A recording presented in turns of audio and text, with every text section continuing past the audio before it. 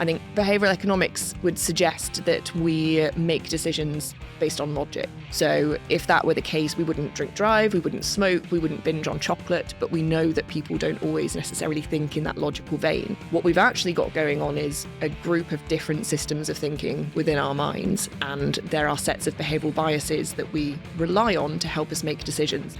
How can businesses gain a true understanding of what drives customer decisions? And how can science be applied to create marketing that not only feels deeply human, but also delivers measurable results?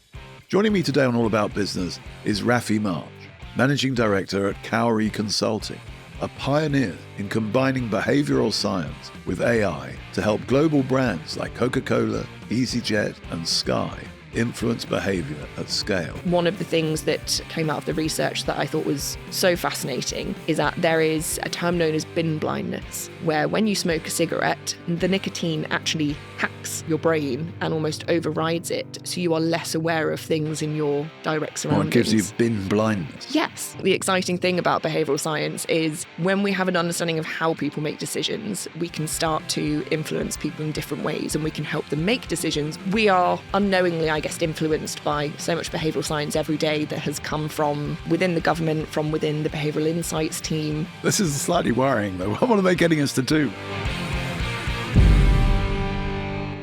Welcome to All About Business with me, James Reed, the podcast that covers everything about business, management, and leadership. Every episode, I sit down with different guests who have bootstrapped companies, masterminded investment models, or built a business empire. They're leaders in their field, and they're here to give you top insights and actionable advice so that you can apply their ideas to your own career or business venture. Today on All About Business, I couldn't be more delighted than to welcome Raphy March, who's the Managing Director at Cowry Consulting, which is an award-winning behavioural science consultancy, which is on a mission to make business as humanly possible, which sounds very positive, Raphy.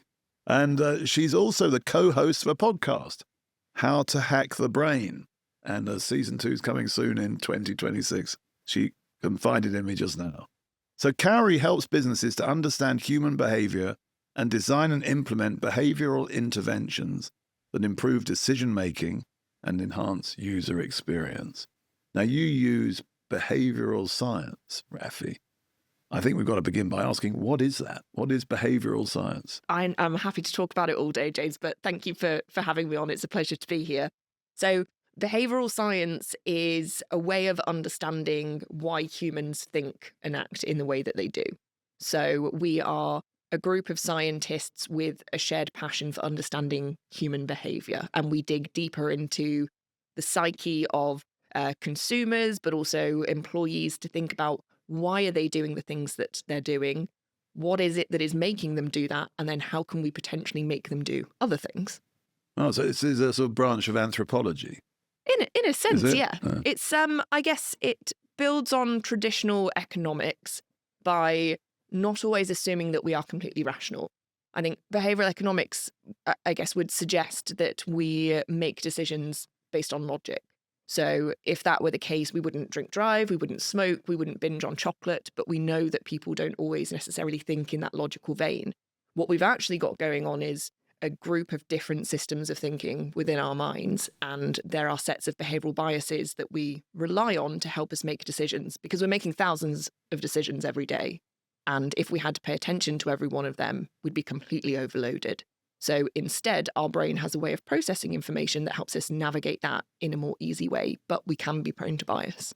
Yeah, I remember studying economics, and it was always began with, assume a rational maximizer. Yes, exactly. Or assume perfect composition. And then these great elaborate models emerge, and they're all based on a false premise, because we're not rational maximizers. We're not. We're human beings.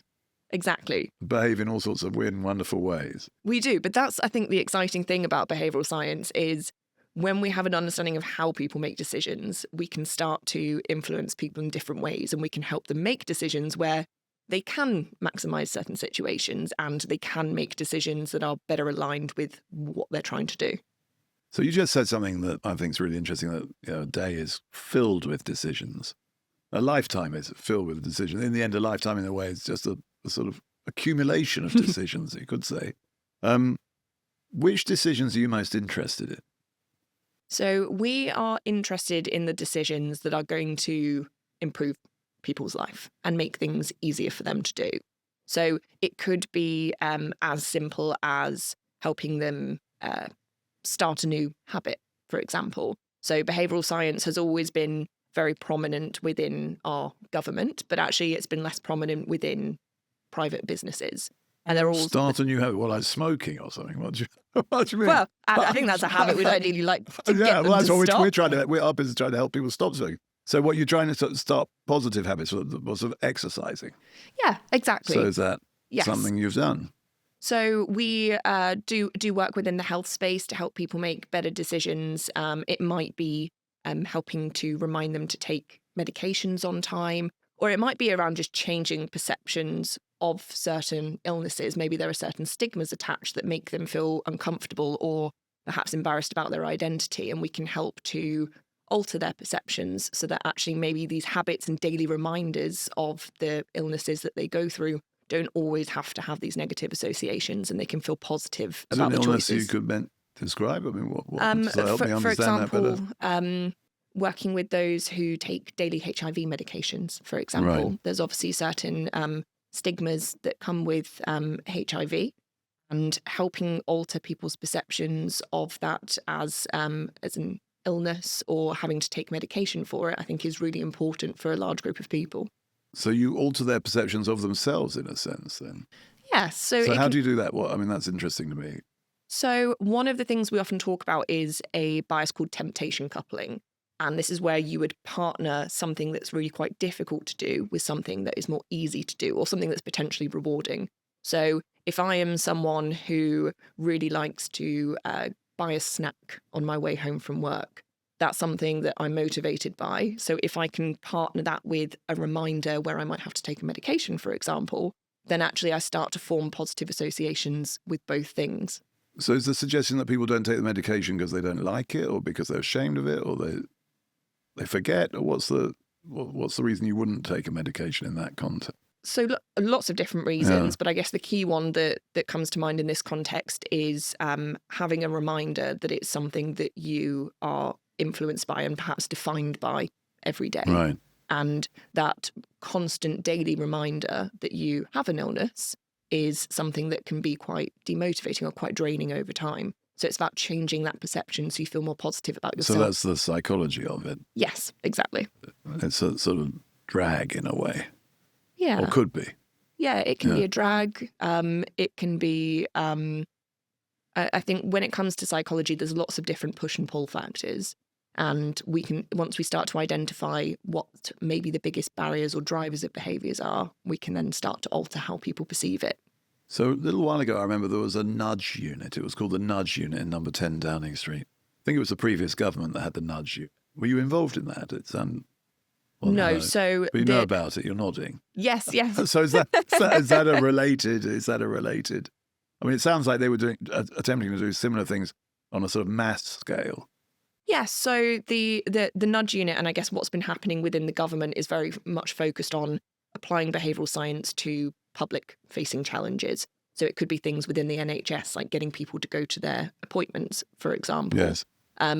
It's, I guess, different to the space that we're working in that we're focused on more private sector-related challenges. I think what the government has done within the behaviour space is absolutely brilliant, and I think it's been an excellent catalyst for everything that has happened since that point in time. You think it's brilliant? Well, this is good. So what sort of examples are you thinking about when you think it's brilliant? We are unknowingly, I guess, influenced by so much behavioural science every day that has come from within the government, from within the behavioural insights team. This is slightly worrying, though. What are they getting us to do, Raphy? To reassure you, yeah. it is very difficult to nudge someone who actively does not want to do that behaviour. Oh, I see. So it's not about manipulating people. It's about guiding people who might not have an incredibly strong opinion or motivation to do something in a way that's going to most positively impact them. So, for example, if we think about some of the work that might have been done in women's health, there are I guess, phrases that can prompt a quite negative psychological response from people. So like if you told a woman that she had to go and get a scrape, for example, it's a horrible word. It makes me just cringe. But those sorts of words and phrasing can be incredibly demotivating for people. But actually what we can do is reframe those situations. So to give you an example, to put it in context, if I said to you, there are 2 recruiters that you could approach to help you find a role. The first recruiter has a statement on their website that says 90% of people who applied to a job were successful after 10 days. And then the other recruiter says only 10% of people were unsuccessful when they applied for a job after 10 days. Which of those 2 recruiters are you more likely to select to help you find a role? Is it 90%? Very good question. Lost a job or 10% failed? I'd be going for the 90% personally. Yeah. Why would you choose that? Because it'd be called Reed. Between now and the end of the year, read.co.uk is giving away 1 million free job listings to employers across the UK. Whether you're filling dozens of roles over the next few months or looking for your next team member right now, read.co.uk can find them for free. No catch, no long-term commitments, just more businesses being able to find their perfect hire. Act quickly. These listings aren't free forever. Visit read.co.uk/million job giveaway today and be part of 1 million opportunities to love Mondays. But no, because it feels positive. I mean, because it's positive, they're going to do something helpful for me. Yeah, absolutely. So it's this positive framing. So it's the win versus the loss, but then it's also in the majority. So it's 90% versus 10%. Yes. Obviously, if 90% are successful, 10% are still unsuccessful, but it's just about how we're framing that information. And that's essentially what behavioural science does, is it reframes information in a way that helps you make more informed choices and make better decisions off the back of it. Right. So Raphy, let's go back to Cowry Consulting. I mean, you said that you do mainly private sector type. Yes. I mean, I don't know if you have clients you can talk about, but I'd be really interested in 1 or 2 examples. I mean, you just chose recruitment, obviously, that got my attention, but things that you've been doing, that you could share that would help us understand this even better. Yeah, absolutely. So our work within the private sector is all around trying to take these maybe quite niche, but also incredible insights that are often trapped in these heavy academic journals and applying them in a more practical sense.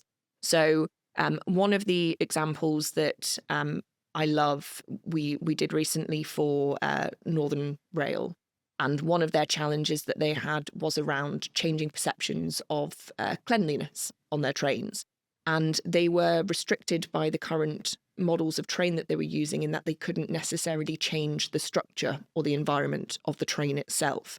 So what they wanted to do was understand, how do people perceive the train when they get on it, and what factors within the train, whether it's customer influenced or the environment influence, affects how clean they think that train is. So So clean isn't objective, it's subjective in this case. Yes. So go on. So what happens next? So what we typically do is we will conduct a behavioural audit to understand what are the things that are driving us to make decisions, or what are the emotional responses that we are feeling that we are not necessarily aware of in that moment in time. Because one of the things that's incredibly important from a behavioural science perspective is the reason we don't always act in that rational, logical way is because we don't necessarily know why we're doing things, and it's these more subconscious decisions that are taking place. So we use a range of different research techniques to help us understand what's actually influencing people. So we did that with our Northern Rail customers, and what we found was fascinating in that it's not necessarily the exact cleanliness of the train that impacts how clean people think it is, but there are so many other factors that will influence it, such as the number of people in the carriage. It could be whether it's been raining directly before you got on the train. There could be certain smells or scents that influence your behaviour. So, for example, the train company had tried out lots of different scents with their cleaning products for the toilets, and the actual ratings of hygiene for the toilets on the trains was incredibly low. So they were thinking, okay, what can we try? Is it a lemon scent? Is it more of the bleach scent? But obviously there's a mix between a pleasant smell and an overpowering smell, because things can be perceived as clean, but it can also be it can also make you think that it's not necessarily a nice environment to be in if it smells of bleach, for example. So what the research told us is that actually some of the scents that heavily influence our perceptions of cleanliness are things like lavender. So lavender actually puts you in a more relaxed state. And whilst lavender doesn't necessarily mean that things are more clean, if you are more calm as a person, your perception of your environment is that things are more calm and then things are more clean as a result. So it's not necessarily about always changing your physical environment. Might be about changing people's own energy or just perception of who they are within a particular space. Did you go on these trains? Yes. And were they clean? For the most part, yes. I don't know whether it smells of lavender looks horrendous or if it's sort of clean, but your perception might vary because it's been raining or it's crowded. It can absolutely change. And we audited lots of different types of trains to understand maybe what the differences were. Some of the other things that would affect that I was particularly, interested in was the types of light that were used. So if you use quite cold lighting, it can make it feel more clean, but it also makes it feel less comfortable. So again, people don't actually enjoy the environment. Sort of bright blue, white light. Bright blue, very, very intense. And actually, if it's a warmer light, it makes people feel more cozy and more comfortable. So people think it's more clean. Oh, they think it's more clean when they're more comfortable? Yes. And more relaxed? Yeah. Right. Well, but it was clean. It was clean. This is the thing. They're not misleading, but conning people. No, not at all. Not at all. They are cleaning the carriages as much as physically possible. But then you might have a passenger who leaves a banana skin on the table, and then that throws everything out the window, even if someone comes through to clean up. Yeah, they are regularly coming through trains, aren't they, with picking up rubbish? Yeah, absolutely. That's good. So that's a good example. What other typical problems have you encountered from your clients like that? Other challenges?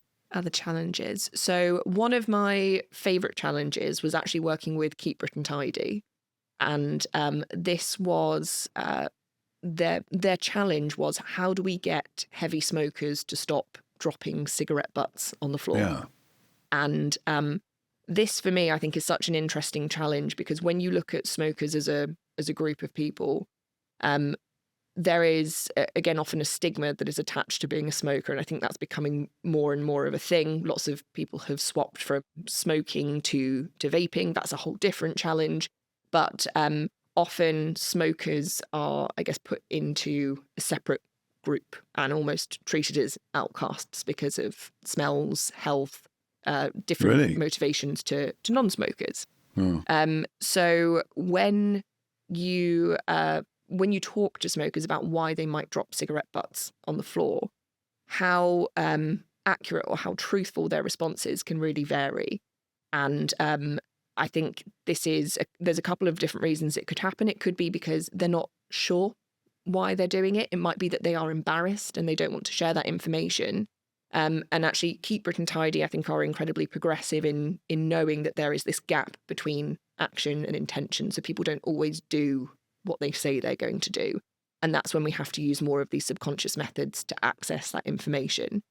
One of the things that came out of the research that I thought was so fascinating is that there is a term known as bin blindness, where when you smoke a cigarette, the nicotine actually hacks your brain and almost overrides it. So you are less aware of things in your direct surroundings. Oh, it gives you bin blindness. Yes. You're Seriously? actually less likely to see the bins around you once you've had that rush of nicotine. So how do you resolve that? Because you've got bin blindness. I've never heard this expression after smoking whatever it is with a huge fog around you.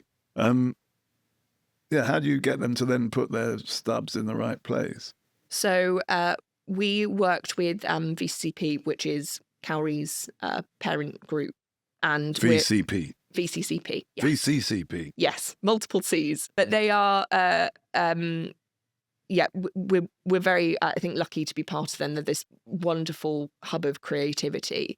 And they worked to create a campaign to help make people more aware of the impact of littering cigarette butts. But what they wanted to do was feed into that some more of the psychology that could close the action intention gap that I mentioned before.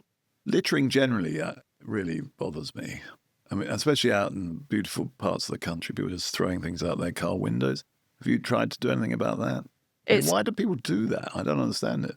Well, exactly. I mean, this is what we wanted to get to the heart of. And cigarette butts are the number one most littered item in the UK.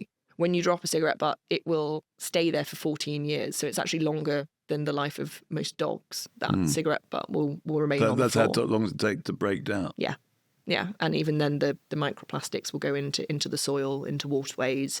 So that's a terrible thing to do. Terrible. And people have this, I guess, idea that often they will put cigarette butts into storm drains because they think out of sight, out of mind. It's not on the floor. Yeah, you're quite. You just drop it down the drain. But that's even worse. Even worse. It's blocking waterways, affecting wildlife, all of this stuff. But to, I guess, move away from the impacts where should you of it. put it, a cigarette? Because it's not like there's places provided for that. So what you're meant to do is stub it out. Normally there's a kind of spot on top of the bin that you can stub it out on, and then you can actually put it into the bin. But there is this perception that putting things that have been on fire into bins will cause bin fires. Well, that's what I was wondering. They can set fire to the bin. Which I think it's a very fair assumption. But at the same time, if you've put it out properly, then it can go in the bin. Other things are pocket ashtrays that are becoming more common. People can stub it out and carry it around. But then again, there are barriers where people think that, why would I want to carry around something that's dirty in my pocket? I can understand that. But the thing that was fascinating about this piece of work is we were able to pull apart different types of smokers. So we spoke to heavy smokers, and within this we looked at not necessarily different demographic information, but we were looking at what are the shared behaviours that people have.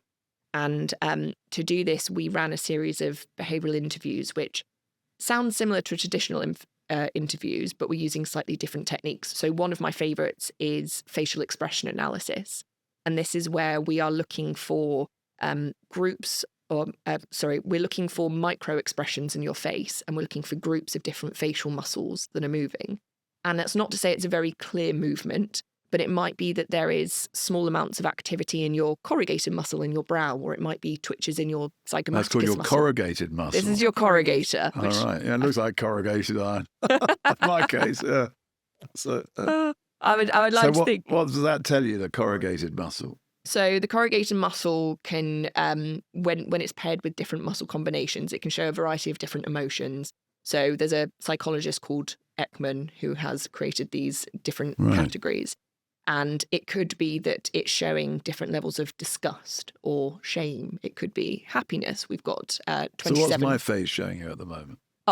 Pure unadulterated joy. That's absolute interest. Focus and interest. No, I am very interested in this. But you studied what's called perceptual psychology, is that right? Yes. So that's what this is. Is that what we're talking about here, partly, or not? Yes. So it's one of the many research techniques that we can use to help us understand more of the perceptual and social psychology. So we're trying to understand what are more of the subconscious responses that people struggle to articulate that we can identify through looking at their facial expressions. So what are they really thinking? Yes. Because they might be saying out loud, I've never seen a bin, or I would never drop a cigarette butt on the floor.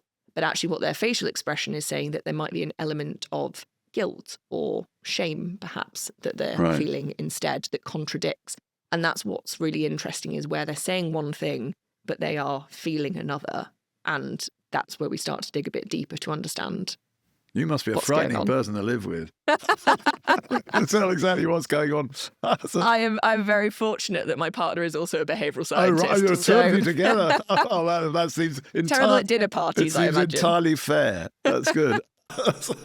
So you obviously turned what you studied, this perceptual psychology, into what you made a career out of. Yes. Which is cool, because a lot of people study things that they don't. I know. Then go make a career out of them. I feel incredibly lucky, actually, that I get to use psychology in my day-to-day life. I think there are lots of people that study psychology that go into a variety of different careers, but I actually think it's one of the most flexible and useful tools that people can have in their back pocket. And a lot of the clients that we work with across research, across marketing, whatever area of the business they're in, there are so many people that say, I studied psychology. This is all absolutely fascinating. I love this. And we can start to reconnect that and bring that back into their So you work think lives. that's a good thing to study? Yeah, absolutely. Well, it has lots of application, it would seem, especially now. Wherever there are people, there are opportunities to use behavioural science to understand and then to influence. And I think that we will all benefit from having an understanding of what other people do and having that empathy and compassion for other people. So I don't think there's ever a reason to not use psychology. I mean, you've worked for some big brands, Cowrie, as I understand. I mean, do you want to reel off a few? Sure. We have worked with Amazon, Tesco, EasyJet, HSBC, lots of big finance brands, all that are using behavioural science within their businesses. So what's going through my mind is, and don't want to put you on the spot, but are you helping these big brands sell more stuff? Are you helping them do a better job for their customers? Or, I mean, I worry that you're using this sort of superpower of psychology to get people to do stuff that if they didn't, think twice, they wouldn't do. Or I mean, it's a really fair what are question. the ethics around this? Yeah, that's what I'm thinking. Yes. So we have a very, I guess, clear ethical framework that we use at Cowrie, and we are also regulated by... What is that? How does that work? So we've got a set of different principles that we would use. So to give you an example of some of them, we would only do to others as we would do to ourselves. So if there is a behavioural intervention that we would suggest for a client, it would have to be something that we would be comfortable doing at Cowrie. So, for example, one of the things we've implemented off the back of that is we did some work for News UK many years ago now. It was News Corps. But we were working with them to help navigate the number of colleagues that were using sick days and pulling a sickie instead of actually using their holiday. I like that. Navigate the number of colleagues. Navigate. When you Helping mean to- investigate. Go on. Helping to politely reduce. Yeah. I mean, there was lots of fascinating psychology behind why it was happening. Why people were taking sick days. Yes. Well, this is really interesting. So what did you find out? So we were specifically focused on Australian employees. And what we found is that when employees have their holidays, they actually roll over from year to year, as opposed to many companies in the UK that might reset those days. So they would get to the end of their career, perhaps, or they might leave to start a new job, and they would have this bank of annual leave that they had saved up. So the company was having to shell out large... You'd have to pay them for that. Yes. Yeah. But to avoid using that annual leave so they could store it up, they would chuck a sickie instead. Oh, I see. So they were using all of their sickness days. So the company gave them an incentive to be sick. Yes. Because they could cash in at the end with their holiday. Yeah, exactly. Oh, interesting. So one of the things that we did to help resolve that, because when people obviously don't take their holiday, as I'm sure you know, that it does lead to burnout. And yeah, we want people to take holiday. That's right. Absolutely. It's a really positive thing for well-being. So instead, one of the interventions was to populate all of your holiday in the calendar at the start of the year. You then have the flexibility to move it around within the calendar. But it means that when you get to it, because you are defaulted into this behaviour, you're more likely to actually take it right. than if you've And that's not what put it happened, in. was it? Yes. Okay, that's a really interesting example. Yes, and that's now one of the policies that we have at Cowrie as well, to make sure that we are living by our own ethical code. And then I understand in your How to Hack the Brain series, you sort of looked at different issues. Yes. Give me a couple of examples of that. Yeah. Good. What are some of my favourite ones? I mean, as part of the podcast, we look at the psychology behind decisions, and then I have to go and do it in the wild, in real life. So everything from how to complain in a restaurant. Good. So talk us through that. Oh. So how do you complain in a restaurant? So there are ways to make your complaints feel more valid.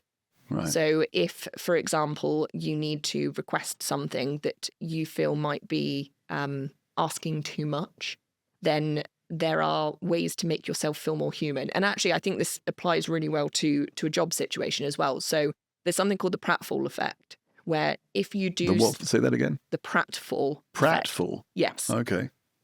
So you're acting like a bit of a prat. That's what I wondered if that's what it meant. Yeah, but okay, I thought maybe this is a scientific term, but it's not. For us, you're acting as a bit of a prat, and then what happens?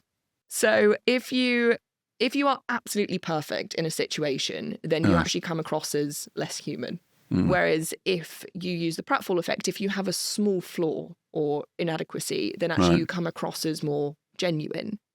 So if I showed you, for example, a perfectly round cookie, and I showed you one that maybe had some more bumpy edges, that looked perhaps slightly more organic, then people actually rate that cookie as more tasty and higher quality because it doesn't seem completely perfect and molded. Yes. So it's the same if you were in an interview and you showed absolutely no flaws at all versus you might, accidentally spill a little bit of your coffee. Again, it makes you feel slightly more human. So in a restaurant sense, one of the things that we did as part of the podcast, which will stay with me forever, is as the waitress came over, I had accidentally knocked a cup of water off of the table into my lap and was having to dab it up with napkins.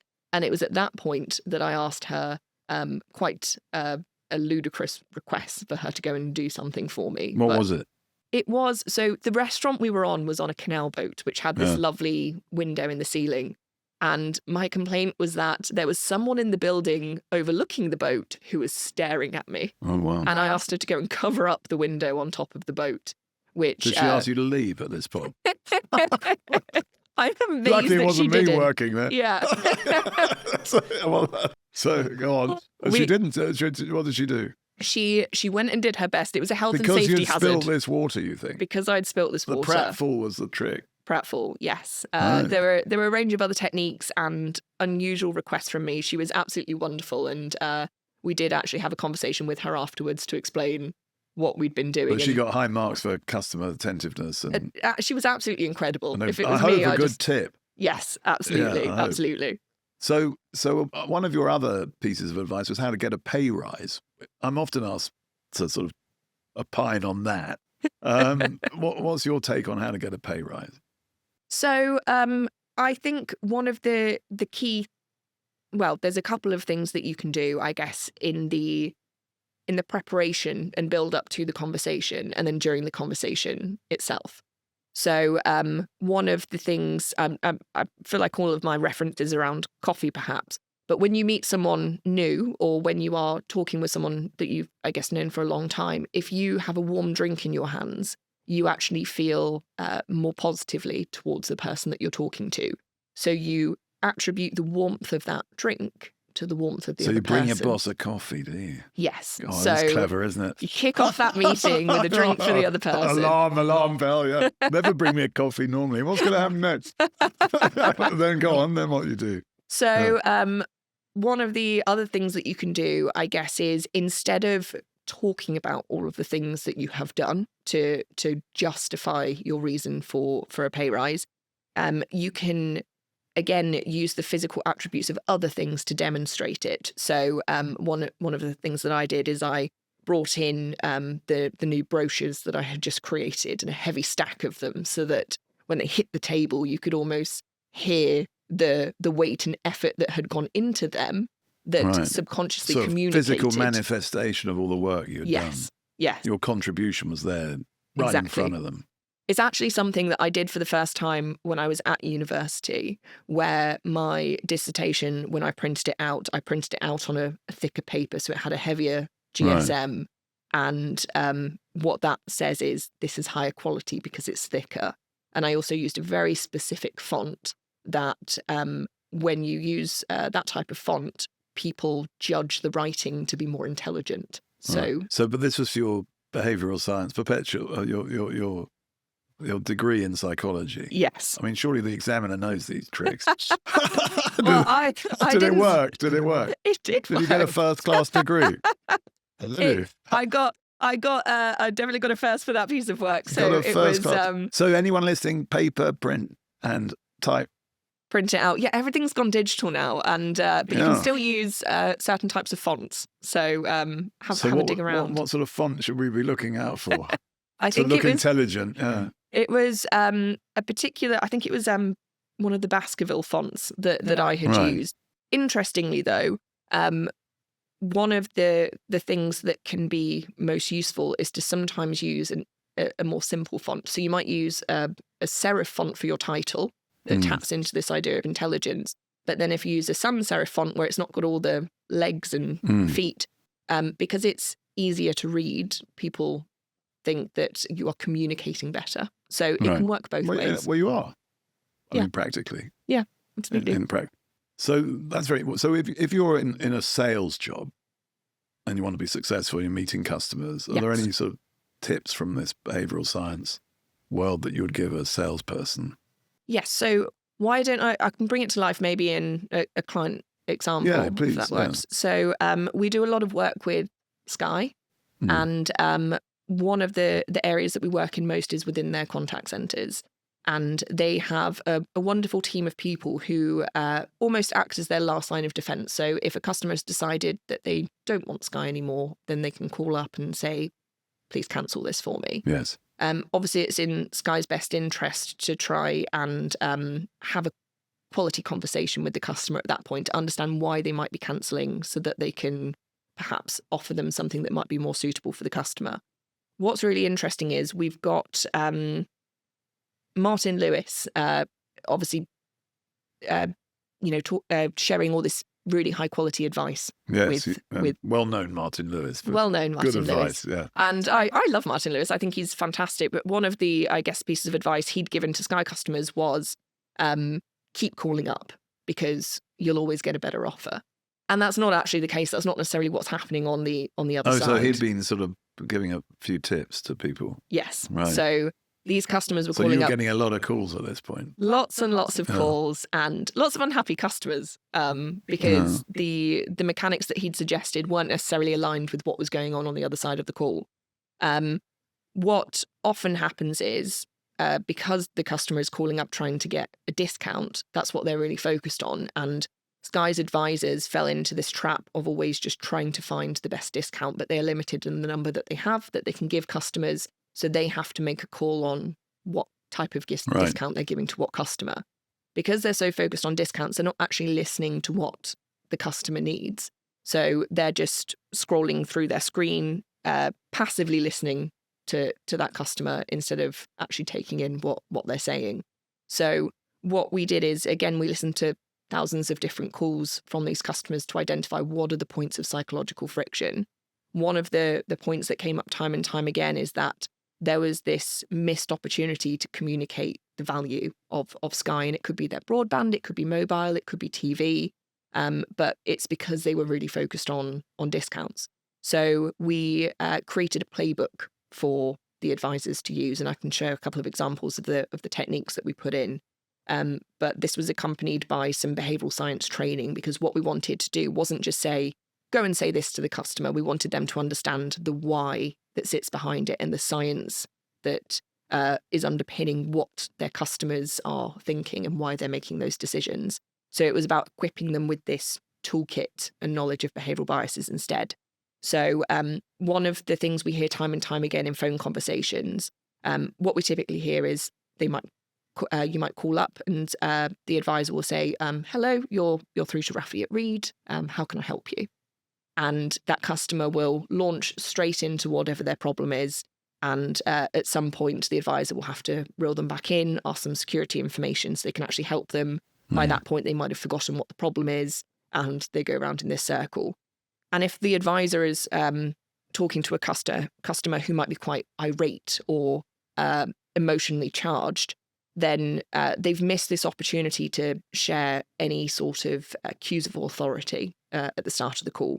So one of the things we know psychologically that's important is there are these subconscious cues of authority that can change our perceptions. So, for example, if you speak to a doctor that is wearing a lab coat and a stethoscope, we trust them more than a doctor that isn't wearing that. Or if a lawyer has certificates on the wall behind them, we trust them more than a lawyer that doesn't have certificates. So when we call up businesses like Sky, we are looking for these cues of authority that we are through to a person that can help us. And what we changed the start of that conversation to instead was, hello, you're through to Raphy. I'm a customer loyalty specialist here at Sky. May I start by taking your name, please? And then the customer would share that and they would go on to say how they can help them, that they're in a specialist team and so on. So what we did instead is we would highlight the title, and that would be a cue of authority. But we would also introduce this positive pause moment where instead of the customer launching into their issue, we would give them the opportunity to share their name. But that customer is getting less and less emotionally charged as we're slowly building authority. So the shift in dynamic changes on the call. And we know that by just using that one introduction that builds the authority of the advisor, the likelihood of retaining that customer is increased by 13%. So it can Gosh, have a that's really a small thing. That's a big difference. small thing, because they're more likely to trust your recommendations later on in the call. And it just improves everyone's experience. Exactly. That is what And it's they're all less about. angry and the person working there has less aggro. Yes. Yeah. It's really important, especially in conversations, that we're not just necessarily thinking about the customer, but we're also thinking about the advisor as well, because they're going to have a very different experience, and that has a knock-on impact on the customer. And that's improved sales as a result. Yes, it has for And customer Sky. service and sales. Yeah. Customer service and sales. So the NPS has increased, and I believe the ROI for Sky is £12 million return for the So on that the was investment. worth calling Cowrie for. It was. Yeah. It was. So these cues of authority, I'm interested in. What are there others that you might share with us? Yeah, absolutely. It's interesting for all of us to learn who are in business or in services. Yes. So it might be if you were sending out a letter or perhaps improving your website, it would be about displaying visual cues such as awards that you may have won. Let me try and think of some other good examples of cues of authority. So these would be sort of on the brand side of things. Yes. So that's more for brand. Yeah. I think there are different types of cues that we can share with customers. Some of them might be more based around words and years of experience. So, for example, since 2002, or it could be in the visual cues. So length of experience is considered psychologically quite good, is it? Yes. Showing that you've been doing it for a long time and you've been doing it well. So it might be Trustpilot ratings or just star ratings, for example. So those are worth sort of focusing on a bit. Yeah, absolutely. Right. And I think that if you can communicate it visually as opposed to just saying it verbally or through a big block of text, that's even better, because 50% of our cortex is dedicated to visual processing. So although what we're saying is important, what we see is equally important. And our brain finds it much, much easier to process images than words. So if you were to read a sentence, it would take you 300 milliseconds to read it, 400 milliseconds to understand it, whereas it's just 13 milliseconds to understand an image. So if we've got these visual cues of Trustpilot or Fascinating. much easier. So what a picture in 1,000 words was the old saying, wasn't it? It's exactly that. So it is. Yeah. So using visual cues and visual signs of authority is really clever if you can build it into your brand. Yes. Do you do brand work for clients? We do. So some of the things that we do for our clients are around changing perceptions of brand. So it might be helping them to understand, how do customers see their brand, and is it aligned with what they want their brand essence to be? Yeah, what are people saying about us, sort of thing? Yes, exactly. Or thinking about us. Yes. So how do you dig into that? So we use another one of our slightly unique testing methodologies to get there. So I don't know if have you heard of an implicit response test before? No, go on. So this is it's a test that has previously been used to measure things like subconscious bias. Right. So it was developed by the amazing brainy people at Harvard. But essentially what they do is they get you to sort different phrases, words, images against different factors in a very short space of time. So what you might see is the brand logo appear in the center of the screen, and you have to sort it against like or dislike or expensive, value. And that person must sort it within less than half a second. And the reason for that is because if we wait longer, our brain starts to justify the reason that we're doing it, and we lose more of these subconscious responses. So they have to respond in a short space of time. And what we're looking for isn't necessarily just whether they agree or disagree, it's how quickly they agree or disagree. So this is timed on a machine? Yes. So you call it the implicit response test? Implicit response test, yes. And so you use that to evaluate what people feel about brands, I suppose, is it? Yes. So we can see what their associations are. We can also test to see what might motivate them to use the brand or what might So has become this a barrier. surprised your clients when you've come back with the results? There's Or do definitely... people tend to have a good idea? I think that there are some unexpected responses sometimes, mainly because businesses have traditionally, I guess lots of businesses have done research and they will interview their customers, they will survey customers. We've got data coming out of our ears in terms of what their customers are thinking and feeling and what they want. But because we're not tapping into more of these subconscious responses, we're often hearing what people think they should be saying or think are important. So I often talk about this value communication struggle, where we ask customers what they think. They will tell us typically one of three things. It might be ease, it might be convenience, it might be cost. But these are all really functional factors. So what brands do is they focus on those things, but then customers still don't see value. So we go round the loop again and we have to ask customers.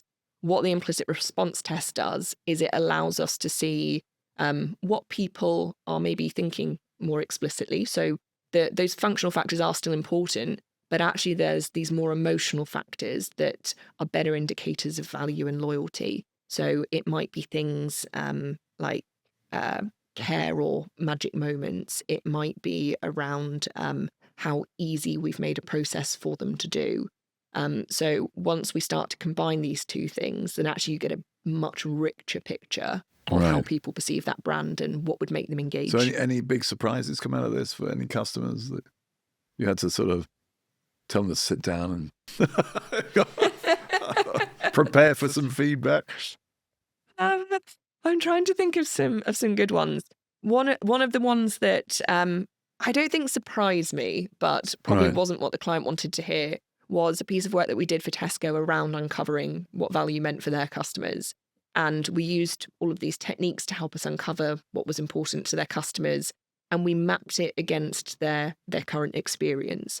And as you'll know with Tesco, they focused incredibly hard on all of their club card pricing and discounts. So tapping into these functional factors around how can I get the best deal. But there was a glaring hole on the other side of it that were these more emotional factors that meant people were less likely to use club card and made it easier for them to compare a Tesco with a Sainsbury's or an Aldi, for example. So it was really useful to identify the opportunities that they could use to differentiate themselves. So what did you do with that information? How did they follow that up? So we created a framework for Tesco, which is built on probably about 100 different principles of behavioural science that they can then apply across their digital space, across their comms, the physical in-store, but also their conversations.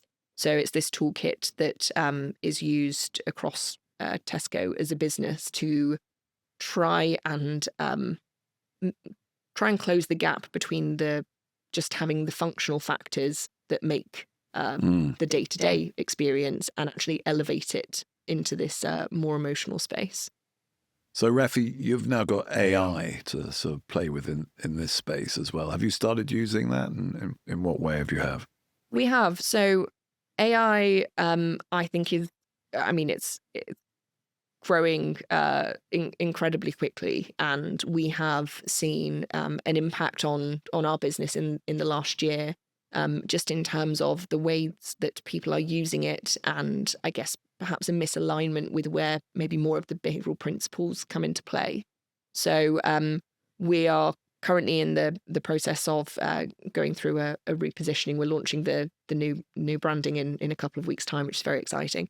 But we are... new branding for your business? New branding for Cowrie, yes. Still going to be called Cowrie, though, is it? Still Cowrie. Right. Still a consultancy, but we are focusing more on how we can create behavioural intelligence for our clients.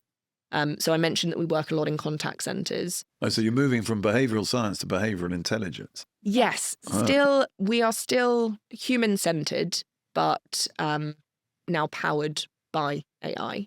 So we are helping clients in two ways. One is where they're already using AI, we're helping them to make sure that it is based on humans and how humans make decisions. But we are also incorporating AI into our services and products to help. Behavioural science is excellent at understanding how people think and make decisions. But what AI and data allows us to do is start to predict and look forward at what people will do and do that at scale. So I'm really excited about AI and the impact that it's going to have on well, everything, but especially the behavioural science space.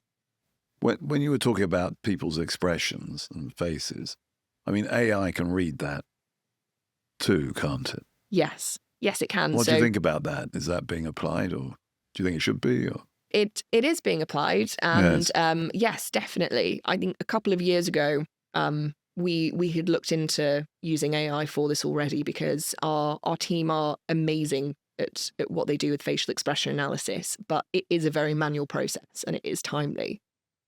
Back then, the algorithms weren't as accurate yet, so it was very difficult to just rely on AI to help us using that as a research technique.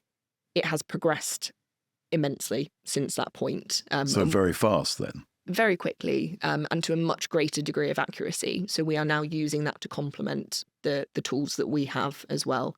Oh, so complementing, not replacing? Not replacing, no. And so what do you think about that, the use of that in sort of interview situations? I think it can be brilliant. So there are so many different ways that we can use AI in interviews. We can use it, again, to complement a human interviewer. And we can use it to measure facial expressions. We can also use it to create prompts that delve deeper into certain topics. So based on the live conversation that's happening, we can create the right questions that allow us to access even more information. So AI is kind of listening and then thinks, ask this. Yes. So I could have this as an assistant right now. You wouldn't have to think of any questions. No, it's sort of, I like the idea of it complementing, though. Yes. As a sort of, but I worry about it replacing. Yes, I agree. rejecting someone because of an algorithm that said their facial expression was, unsympathetic. Exactly. And I feel like that's probably quite topical from a recruitment perspective. I think it is, yeah. Yeah. It's becoming more and more topical. I hear it more and more that people have to do computerized interviews and then are not progressed, which makes me anxious. It does. But I think there's a time and a place for AI-led interviews. Say, for example, to go back to one of the topics I mentioned earlier, if we're talking about something within health that might be an uncomfortable topic for people to express, it's often easier to talk to. Sure, that's a good application. So there are positive examples, but I also think that it needs to be mediated by people and also trained by people to get there. So what have you learned about sort of, you're obviously using AI and you're excited by it, which I think is good because it's going to be around. So that's well be making the most of it. How do you see it sort of fitting in? It's obviously very scalable alongside sort of human empathy. How do you make the two sort of marry? I think that behavioural science and human influence has a massive role to play in the way that we use AI going forward. And I think AI has, as you said, it has progressed incredibly quickly, but I don't think that the human element has been considered enough at this point.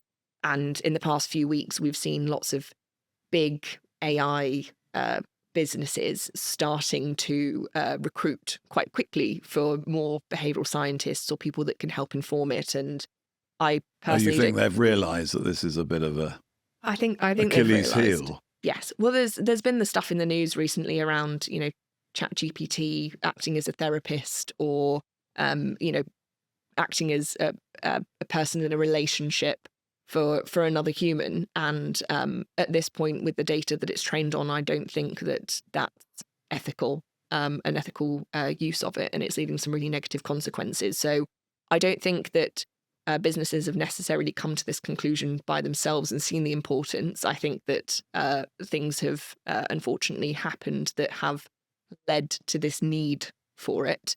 And I think that we can't just be having one behavioural scientist in an AI company. I think there needs to be a whole team of people who can help train and understand the way that people are making decisions and feed that in. So any young people listening, becoming a behavioural scientist could be a good job for the future. Yes. Because all of these AI applications, it sounds like, will need some of this input. Absolutely. I mean, we've got behavioural data scientists in our team that are, I guess, the perfect intersection of the two.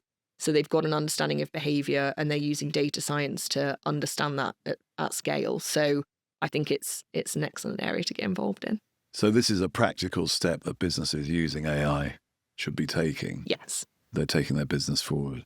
So I'm interested, as we get towards the end of our conversation, in where you see your business going, Cowrie, how you hope to develop and grow it. It's a good question, and I guess off the back of all the work that we're doing at the moment, I hope that Cowrie helps influence the AI space, and I hope that we help our clients use AI in a more responsible way. But ultimately, I think what will happen is we're going to be able to use behavioural science to reach a much larger population of people and to influence behaviour at a much greater scale to these much larger transformation programs, as opposed to the nudges that we saw. Yeah, in if you're sort of looking around, both sort of public life and business challenges, what sort of issues would you really like to get stuck into? Oh my gosh! Well, there's the brands every day that just drive me insane. Yeah, what are they? Who would you like to ring you up and say, "Oh, please come and give us a hand"? Well, why not? Share, and then maybe you get a call. But I mean, I'm interested because you obviously have quite a lot of. You obviously think about this a lot, and you think, well, I could change that, or we could change that with a few interventions. What sort of? You strike me as someone who might feel frustrated by things not working so well. I do have a little bit of that. And I think once you understand behavioural science, or you're open to behavioural science, you start to see it everywhere. Well, that's what I'm wondering. It's like once you know about it, you think. I think for me, it's the large tech companies that probably would benefit from it most. It's the people that are playing with AI tools that are most in need of it that I would like to fix. But saying that, I mean, it's everything from the way kitchens are designed. It's the handles on doors that you think they're a push and they're a pull. There are so many daily things in people's lives that could be easily improved. I think the people that have maybe been doing it for the longest, that are unaware of it, are the people that are within advertising, because they're trying to tap into these more emotional responses. But I also think that there is so much further that they could potentially push things to tap into more of these subconscious biases that we have. So more behaviourally intelligent advertising, I think, would be fascinating. Well, that sounds like an interesting niche. More behaviourally intelligent advertising. So that would be advertising that makes people feel more strongly about things, is it? A lot of the players within the distinctiveness space are focused on more around how your brand might stand out against other brands. What our tool looks at are three different levers. One is how distinct it is and how different. One is how memorable it is. But the other one is the different types of emotions that it's driving. And you need all three to make sure that you are standing out against competitors and you're front of mind when it comes to choices. And what sort of emotions do you want to be driving? Lots of people think that it is exclusively happy emotions, but that's interestingly not the case. What you actually want is a more complex set of emotions where you can use happy emotions like humour to place people in a relaxed state, but then there might be some more complicated emotions like guilt or shame or disgust that, when used abstractly like that, probably don't seem that positive, but actually it gets people to question themselves and what they're doing, and it allows them to explore things that they maybe wouldn't have before. So I think the more complex emotional set you can get, the more memorable things become, and then the more it stands out against other brands. So it's an important factor to consider. And that's where you see yourself helping in terms of that formulation? Yes. So we can measure how people score across those factors. And then we've got the world's largest team of neurodesigners who can create new experiences based on how our brain processes sensory information. So we can then redesign it to score higher across those different factors. So do you work alongside advertising professionals then to do that, or is it? Yes. Right. So we'll often partner with VCCP to do that, or we might partner with our client's preferred agency that they're using at that time. But what we will do is we will create conceptual designs of how the behavioural science comes to life, and we will explain the science that sits behind it, that why factor, and then we can partner with them to actually embed it and bring it to life. Because in previous conversations on the podcast, we've talked about marketing and people having strong feelings about brands, and it's often because they've had a bad experience in the past. So how do you turn that around? What? So when people have tried a brand, and something's not gone well, or something's they've had not a gone. bad experience, there seems to be a love-hate thing going on. Yes. Is it possible to convert hate to love, I suppose, in that situation? It is. And actually, I was doing some research around this the other day because I think it aligns really closely with trust of a brand. And when something goes wrong, there's often a tendency for businesses to want to sweep it under the carpet. So say, for example, they've had a data leak and they might not want to address it publicly. But actually, one of the best opportunities to build trust is when something has gone wrong and you handle that situation well. And that's how to get people back on side. So there's a lot of psychology around constructing the perfect apology and when to apologise. The perfect apology. The perfect apology. There is such a thing as a perfect apology. That would be very useful for everyone to know. What is a perfect apology? It's constructed of lots of different things, but one is around having a genuine apology where you acknowledge the thing that you have done and saying sorry for it. I think sorry gets missed off a lot. There's a tendency. Well, that's kind of key in apology, isn't it? It's the core part of the apology, but you'd be surprised. So you have to mean it. It's genuine. You have to say genuine. Sorry. It does. And what we often talk about is not necessarily, we try and shift conversations from being more empathetic to being more compassionate, where we're not necessarily placing ourselves in the customer's shoes and taking on their emotional burden. What we're trying to do instead is acknowledge the emotional response that we might have caused and then signposting them to the things that we can directly do to resolve it for them. So there's this 3-step process where it's a genuine apology, an acknowledgement of the emotions and the impact, and then what you're doing to rectify that in that moment. And that's essentially what leads to the best, most felt apology. But you have to do something about it, ultimately. You can't just sweep it under the carpet. It doesn't work to just brush it under.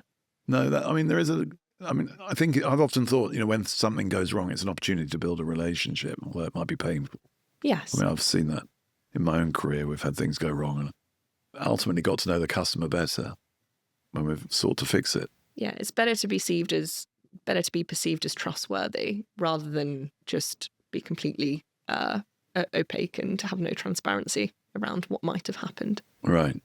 Oh, that's really useful to know. Are there any other sort of tools like that you would be? Well, within the trust space, one of the things we often talk about is something known as the trust equation.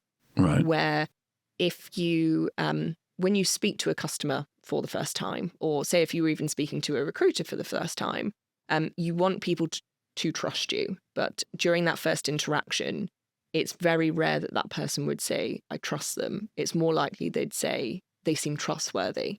So there are different factors that can influence how trustworthy you might seem. So some of the things are around credibility and having those cues of authority that we talked about. One is consistency. So are you doing what you said you were going to do? Are you doing it time and time again? And the other one is reliability. But all of that is underpinned by your ego. So if you are perceived to be doing things for yourself as opposed to others, then actually it dramatically decreases your perceived trustworthiness. So if you think about, I won't delve into it in too much detail, but if you think about the world of politicians, there are some people that will come across as more trustworthy than others because they've built up their credibility as a politician. They're consistent in the things that they're saying, and actually they are doing it for the people. Whereas there are other politicians, without mentioning any names, who might have quite large egos and are very much doing things for themselves.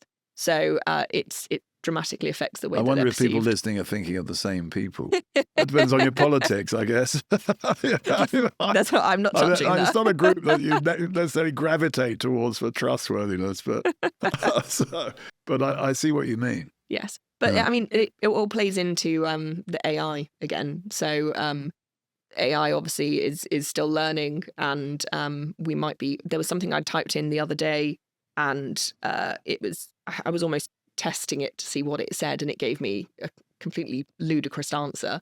And I tried to correct it and say, well, no, it's this. And it was like, oh, of course, thank you for correcting me. But that was a good apology. It was a lovely apology. I felt seen. I felt heard. But I still was slightly concerned that it got it wrong. Yeah. So this is a whole new world we're navigating, isn't it? With It is. These new technologies. But you seem fairly optimistic. Is that fair?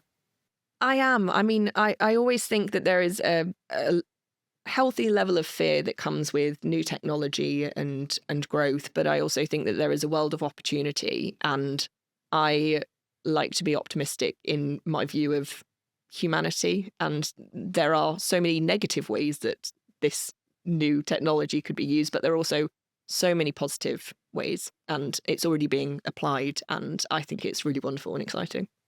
Well, that's fantastic. I think that's a really good place to conclude our conversation. Thanks so much, Raphy, for coming in to talk to me. Now, I always end with two questions. They're the same two questions for everybody. And the first question is, what gets you up on a Monday morning? On a Monday morning, apart from the coffee, I like to think it's the research that we do. I love uncovering something new that might be slightly counterintuitive, or we like to call it uncommon sense a lot of the time. But being able to apply those in real world situations that genuinely improve people's lives and experiences, that's for me. I love my job. Well, that's very good. I'm very pleased to hear that. So that seems like a sort of curiosity that gets you up. It is. Uncommon sense. Uncommon sense. Learning new things. That's what drives me. Fantastic. And my last question is, where do you see yourself in 5 years' time? 5 years' time, I would love for, I'd love to still be at Cowrie. I would love for us to be leading globally. We're already, I think, the leading behavioural science consultancy in the private sector in the UK, but I would love for us to be global and continuing to be powered by AI to get there. So I think it's an exploration of the things that we're just starting out on now, and I would like to see them fully formed and thriving. Well, I wish you every success with that. I'd like to see that too. And maybe you'll come back and talk to me. I would love that. Thank you. Thanks so much for coming in to talk to me. Thanks, Raphy.